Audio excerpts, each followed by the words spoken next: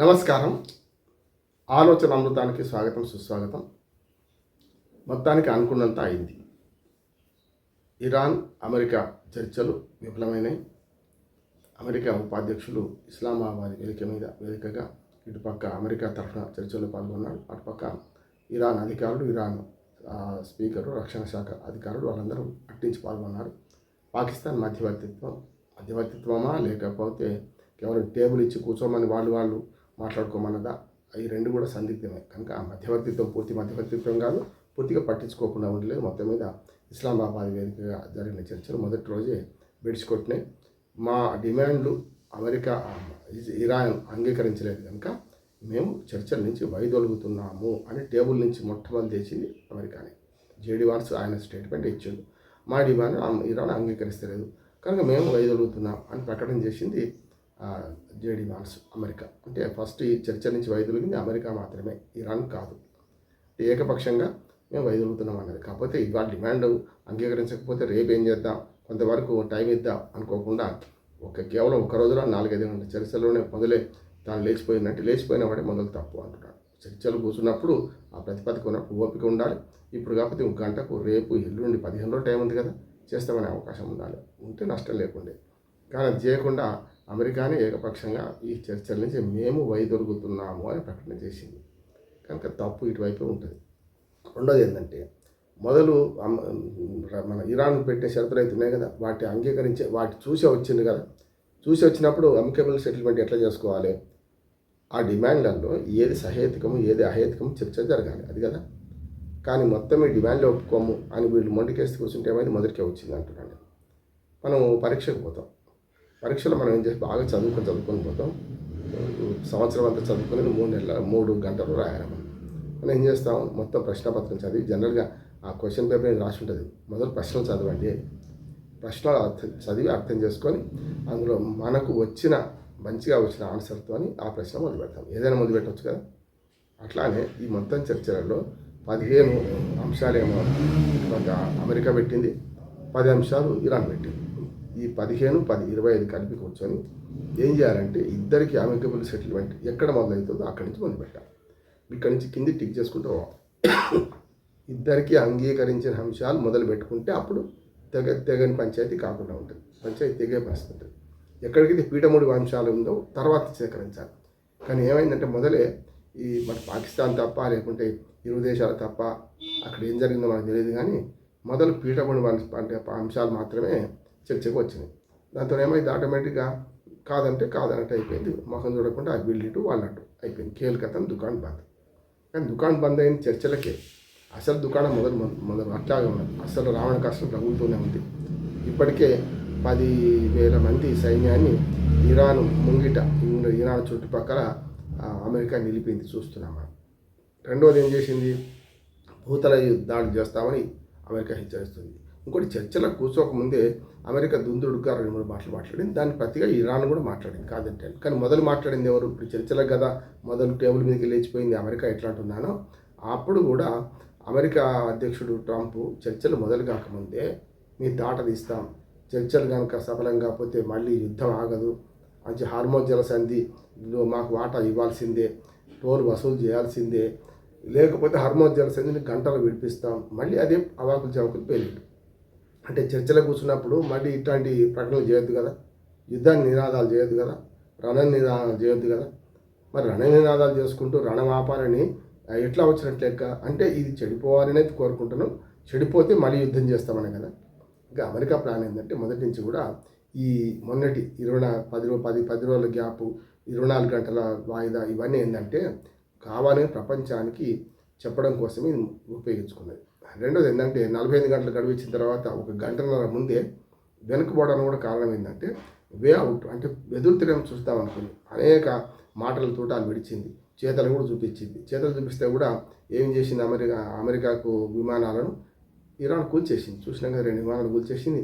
పైలట్లో ఒకటి దొరకలేదు అంటున్నారు, దొరికిందంటున్నారు. మొత్తం మీద 2 పైలట్లు గల్లంత అయిన బదులు ఒకటి దొరికిండు, ఒకటి దొరకలేదు. ఇవన్నీ వస్తున్నాయి. కనుక ఇక్కడ జరిగేది ఏంటంటే ఏ పరిస్థితులలో ఇరాన్ లొంగే పరిస్థితి లేదు. తప్పుడు అంచనాలతో ఇరాన్ మీద యుద్ధం మొదలుపెట్టింది అమెరికా. ఆ తప్పుడు అంచనాలు కల్లడైపోయినాయి. వాళ్ళు ఇరాన్ గెలిచే పరిస్థితి లేదనిపించింది.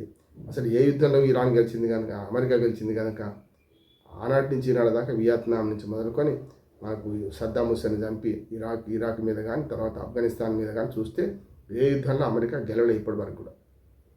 అమెరికా తన ప్రాబల్యం పెంచుకోవడానికి బెదిరిస్తుంది, కొంచెం అవసరమైతే లొంగేవాడిని ఉంటే లొంగ తీసుకుంటుంది. వెనిజులా లాగా. వెనిజులా లొంగలే, వెనిజులా అధ్యక్షుడు లొంగలే, బలప్రయోగం చేసి ఆయనను ఆయన భార్యను ఎత్తుకొని పోయారు, చూసినాం కదా. అట్లా ఇరాన్ మీద చేద్దాం అనుకుంటున్నారు. కానీ ఇరాన్ సైన్యం అంచనాలు కానీ, ఇరాన్ యొక్క పోరాట పటిమ కానీ తెలియకుండా, నిజంగా చెప్పాలంటే వాళ్ళ క్షిపణుల అంచనా కూడా సరిగ్గా వేరేకపోయింది.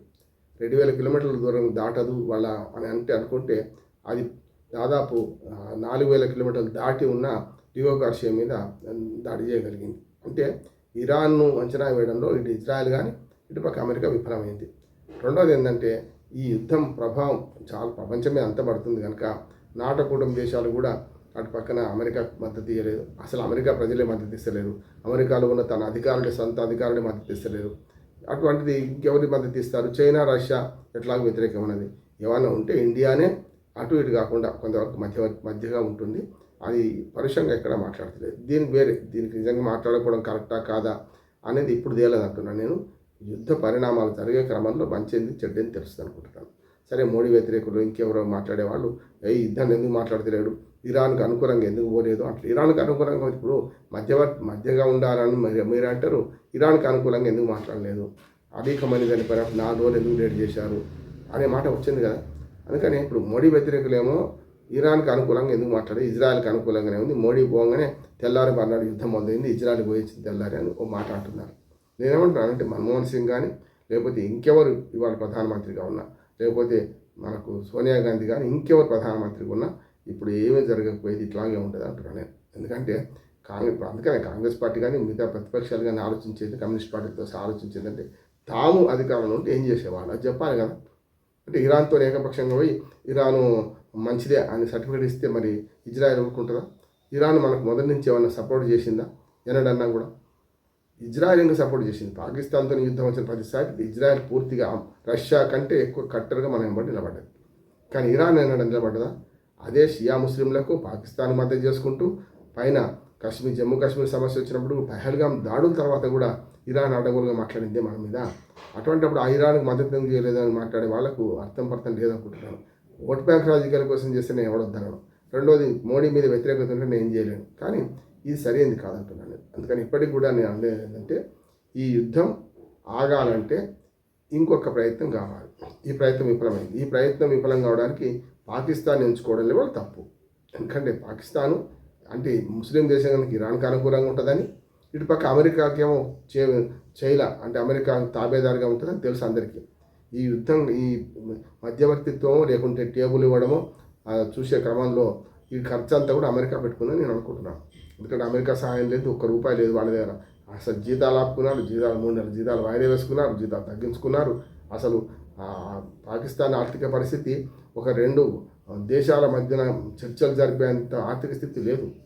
ఇస్లామాబాద్లో ఏర్పాటు చేయాలంటే దాదాపు 4-5 వేల మంది సైనికుల్ని, మొత్తం మీద భద్రత ఏర్పాట్లు. జేడీ వాన్స్ అంటే అమెరికా ఉపాధ్యక్షుడు, ఆయన భద్రత తక్కువది కాదు కదా. ఇట్లాంటివన్నీ చూసినాం మనం. అందుకనే 2 వేషాలు వేసింది అమెరికా మన పాకిస్తాన్. ఎందుకంటే అమెరికా ఉపాధ్యక్షుడు వచ్చినప్పుడేమో సివిల్ డ్రెస్లో కోటు మీటేసుకొని పోయిండు. అదే ఇరాను ప్రతినిధి బృందం రాగానే సైనిక డ్రెస్లో పోయాడు ఆసిఫ్ మునీర్. చూసినాం కదా మనం. మునీరు 2 పాత్రలు చేస్తున్నాడు. అంటే రాజకీయం చేస్తున్నాడు, ఆ సైన్య అధ్యక్షుడిగా ఉన్నాడు. అట్లానే పాకిస్తాన్ అధ్యక్షుడు ప్రధానమంత్రిగా అధ్యక్షుడు కానీ సైన్యానికి లోబడే పనిచేస్తున్నారు. సైన్యం ఎవరి ఆధీనంలో ఉందంటే తీవ్రవాదుల ఆధీనంలో ఉంది. అందుకనే ఇప్పుడు ఎవరి మీద కోపంతోనో ఇంకో పని చేయొద్దు కదా మనం. కనుక ఇవాళ చైనా చేస్తున్న పనిని ఖండిస్తలేరు కొందరు. అట్లా చైనా మొత్తం ఆ చుట్టుపక్కల ఉన్న దేశాలన్నీ కబడించే ప్రయత్నం చేస్తుంది, మన మీద వ్యతిరేకత వ్యక్తం చేసేలా చేస్తుంది. ఇవన్నీ కూడా ప్రపంచ రాజకీయాలు. ఇందులో స్పష్టంగా మన పాత్ర ఇప్పుడు అమికబుల్ సెటిల్మెంట్ అయ్యేదాకా మనం చూస్తూ ఊరుకోవడమే. అవును కదా, చమురు కష్టాలు వస్తాయి కదా అనుకోవచ్చు. చమురు కష్టాలు వచ్చినా మనకు రష్యా, అమెరికా కూడా మనం ఆఫర్ చేసింది $60, $60-70 అతి చౌకగా మేము ఇస్తాం, యుద్ధం ఆగదు చూద్దాం, దాని సంగతి పడదాం, మేము మాత్రం మీకు చమురు సప్లై చేస్తామంటుంది. తీసుకుంటాం, నష్టమే ఉంది అంటున్నాను నేను. కాకపోతే ఇరాన్ నుంచి వస్తే 20 రోజులు పట్టేది, ఇక్కడ నుంచి వస్తే టైం పడుతుంది ఇంకా. కనుక మనం అవన్నీ చూస్తున్నాం, జాగ్రత్తగా పరిణామాలు గమనిస్తున్నాం. యుద్ధం ఆగాల్సిన అవసరం ఉన్నది. ఆగకపోతే పరిణామాలు ఎదుర్కోవాల్సిన బాధ్యత అవసరం కూడా మన మీదే ఉందంటున్నాడు. ప్రపంచమంతా అల్లకల్లోలమైన పరిస్థితులలో వాళ్ళ రేటు పెరిగినాయి, అనేక గ్యాస్ కష్టాలు వచ్చినాయి, ఇవన్నీ అంతటికి ఉన్నాయి. కానీ రష్యాకు అమెరికాకు లేదు కదా. ఎందుకంటే గల్ఫ్ దేశాలతో ఎవరైతే సప్లై చేసుకుంటే వాళ్ళకి చైనాకు కానీ మనకు కానీ ఇతర యూరోపియన్ దేశాలకు ఈ సమస్య ఉన్నది. కానీ చూద్దాం ఏం జరుగుతుందో. మొత్తం మీద మాత్రం ఈ యుద్ధం ఆగడానికి జరిపిన చర్చలు ఏకపక్షంగా ముగిసినాయి అనుకుంటున్నాను. దీనికి అమెరికానే తప్పు ఉందని నేను అనుకుంటున్నాను. నమస్కారం.